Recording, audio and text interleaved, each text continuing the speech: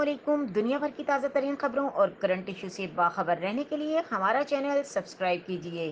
سیدی مرشدی یا نبی سرکار کی آمد مرحبا، حضور کی آمد مرحبا۔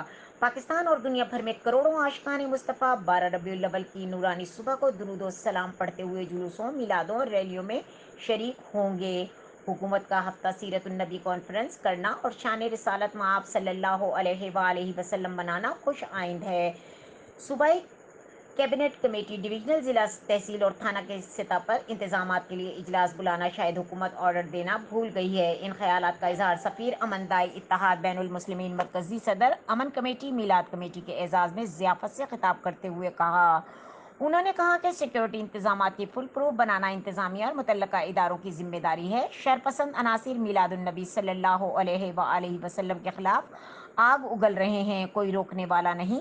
سیرت النبی ہو یا میلاد النبی صلی اللہ علیہ وآلہ وسلم، ذکر تو مصطفیٰ کریم کا ہے۔ اپنے اپنے انداز میں اسوہ حسنہ، اخلاص اور خاتم النبیین کی صورت کا ہر پہلو کائنات پر محیط ہے۔ شان مصطفیٰ صلی اللہ علیہ وآلہ وسلم بیان کرنی چاہیے، نہ کہ دوسروں کے مسلک اور عقیدے کے خلاف شعلہ بیانی کر کے امت میں انتشار پھیلایا جائے۔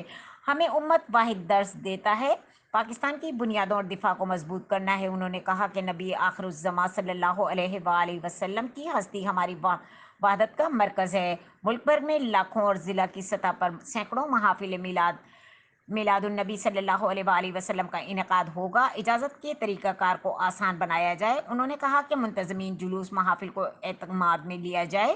جلوسوں کے راستوں پر صفائی ستھرائی، پانی اور چونے کا چھڑکاؤ اور ٹریفک کے بہاؤ کے خصوصی پلان بنایا جائے۔